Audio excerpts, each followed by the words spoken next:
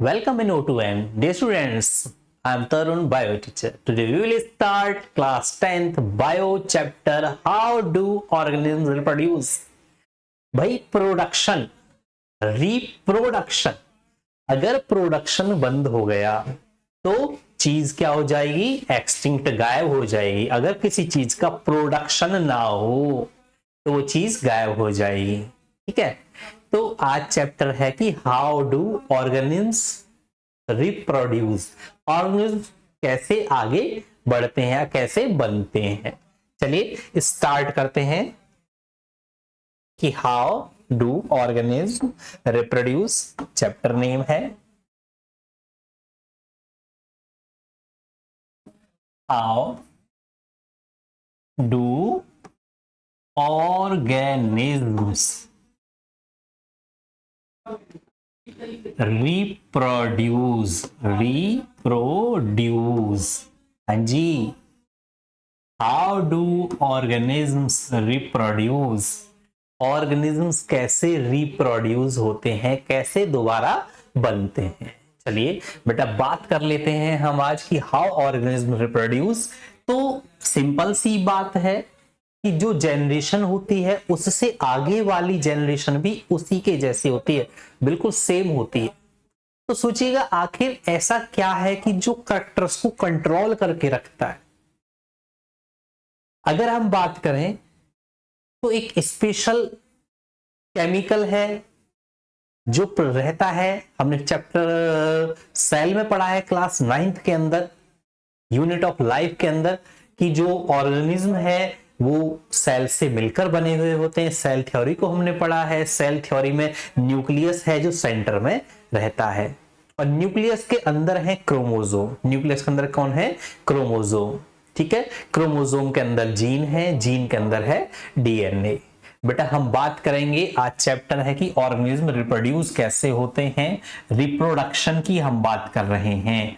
Production, production, अगर किसी चीज का प्रोडक्शन क्या हो जाए? बंद हो जाए, तो चीज कुछ दिनों के बाद गायब हो जाएगी। तो भाई प्रोडक्शन है, और प्रोडक्शन अगेन एंड अगेन, फिर से प्रोडक्शन, रिप्रोडक्शन। अगर रिप्रोडक्शन चलता रहेगा तो चीजें लगातार बनती रहेंगी और बनी रहेंगी अर्थ पर। ठीक है, और प्रोडक्शन अगर बंद हो जाए तो चीजें गायब हो जाएंगी। आपने देखा होगा कि पुराने टाइम में बहुत सारी चीजें होती थी, वो मैन्युफैक्चर होना बंद हो जाए किसी कंपनी का कोई प्रोडक्ट, तो वो चीजें कुछ दिनों के बाद क्या हो जाती हैं? गायब हो जाती हैं। ठीक है, तो अब हम बात करेंगे कि हाउ ऑर्गेनिज्म रिप्रोड्यूस, रिप्रोडक्शन की, प्रोडक्शन अगेन एंड अगेन। तो बेटा चलिए बात करते हैं प्रोडक्शन के लिए, रिप्रोडक्शन के लिए क्या जरूरी है और कौन सी चीजें ज्यादा मतलब किस चीज की से शुरुआत होती है और इन्वॉल्व कौन कौन है इसके अंदर। ठीक, तो चलिए देखते हैं हम एक बार कि जो प्रोडक्शन है, हम कह रहे हैं कि new cell arise from pre existing cell. जो कोई भी नई सेल है वो क्या कर रही है? पुरानी सेल से ही बन रही है ना। अगर कोई भी न्यू सेल है तो वो हमेशा किससे बनती है? पुरानी सेल से ही बनती है। ठीक, तो चलिए हम बात करते हैं कि जो न्यू सेल है वो ओल्ड सेल से कैसे बन रही है। तो बेटा चलिए यहां पर हम बात करेंगे कि कोई भी अगर सेल है तो सेल के अंदर ऐसा क्या है कि जो काम करता है लगातार। सेल के अंदर होता है न्यूक्लियस। सेल के अंदर कौन है? न्यूक्लियस। और न्यूक्लियस के अंदर कौन है बच्चों? न्यूक्लियस के अंदर है आपका क्रोमेटिन, क्रोमेटिन या क्रोमोसोम। ठीक है, और क्रोमेटिन के अंदर या क्रोमोसोम के अंदर या क्रोमेटिन कन्वर्ट हो जाते हैं क्रोमोसोम में। इसमें क्रोमोसोम में, और ये क्रोमोसोम ही बनाते हैं बच्चों जीन्स। ये क्रोमोसोम के क्या करते हैं? जीन्स को बनाते हैं, और जो जीन्स हैं वो होते हैं डीएनए के piece. The piece of DNA that control single trait known as gene. Gene क्या है? Unit of heredity. जीन क्या है? Unit of heredity. तो बेटा हम जानेंगे कि आखिर जो मैसेज है, अगर हम एक गेहूं का पौधा बोते हैं, गेहूं का बीज बोते हैं, तो उससे गेहूं का ही पौधा बनता है। इसका मतलब उस बीज के अंदर कोई ना कोई डाटा तो है, उस बीज के अंदर कुछ ना कुछ इंफॉर्मेशन तो है जो गेहूं के पौधे को ही तैयार करती है। तो उस स्पेशल चीज का नाम है डीएनए। वो स्पेशल चीज है DNA, deoxyribo nucleic acid. DNA क्या है? Deoxyribo nucleic acid. अगर हम कर रहे हैं बात किसकी? फुल फॉर्म की, तो वास्तव में डीएनए क्या है? DNA is deoxyribo nucleic acid. DNA है डीऑक्सीराइबो न्यूक्लिक एसिड। डीऑक्सीराइबो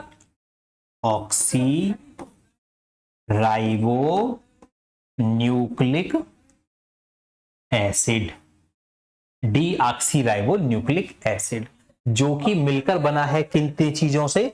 3 चीजों से। अगर हम बात करें किसके? डीएनए की। हम बात करें कि भाई डीएनए क्या है, तो डीएनए है डीऑक्सीराइबो न्यूक्लिक एसिड। और डीऑक्सीराइबो न्यूक्लिक एसिड किससे मिलकर बना है? डीऑक्सीराइबो न्यूक्लिक एसिड मिलकर बना है शुगर, फॉस्फेट और बेस। ठीक है, शुगर है इसके अंदर, शुगर है ना, शुगर है, एसिड है और बेस है। ठीक है, शुगर, एसिड और बेस, 3 चीजें हैं इसके अंदर। तो जो एसिड है वो है कौन सा? Phosphoric acid. बेस है नाइट्रोजिनस बेस और शुगर है राइबोस शुगर। तो deoxy ribo nucleic acid DNA की फुल फॉर्म है, जो क्या करता है? इंफॉर्मेशन को ट्रांसफर करता है ना। क्या कर रहा है डीएनए? अगर हम बात करें कि भाई डीएनए का फंक्शन बताइए, तो डीएनए का फंक्शन क्या है? ट्रांसफर ऑफ ट्रेट्स या फिर ट्रांसफर ऑफ कैरेक्टर्स, है ना, है ना। कैरेक्टर्स या जो ट्रेट्स हैं, ठीक, उनको ही क्या कर रहा है? फॉरवर्ड कर रहा है one generation to next generation, की भाई जो मैसेज है वो किस तरीके से जा रहे हैं from one generation to next generation. तो बच्चों डीएनए है, और ये जो डीएनए है ये ही क्या करता है कि अगर इसके अंदर ये एग्जैक्ट कॉपी नहीं होता है, क्योंकि हम अपने मदर फादर की बिल्कुल एग्जैक्ट कॉपी नहीं है। ठीक है, क्योंकि ये मिक्सअप होता है, जीन्स डोमिनेंट रिसेसिव होते हैं। डोमिनेंट रिसेसिव का मतलब है कि कोई जीन क्या होती है? हाइड होती है, कोई जीन शो होती है। तो जो शो होती है वो दिखती है, जो हाइड हो जाती है वो इस जनरेशन में नहीं दिखती तो अगली जनरेशन में दिख जाती है। जैसे बोलते हैं ना कि अब ये जो बच्चा ही अपने दादाजी पे गया है, मतलब फादर के पे नहीं गया, फादर के जीन्स उसके अंदर थे, दादाजी के जीन्स फादर में, और फादर से बच्चे के अंदर पहुंच गए कैरेक्टर्स। ठीक है, तो ये है बेटा डीएनए डीऑक्सीराइबो न्यूक्लिक एसिड। और आप फॉर योर काइंड इंफॉर्मेशन, जो डीएनए है अगर इसके अंदर चेंजेस हो जाते हैं, ठीक, changes in DNA leads variation. क्या होता है? वेरिएशन होता है। अगर क्या हो जाए? डीएनए के अंदर चेंजेस हो जाए, changes in DNA leads variation.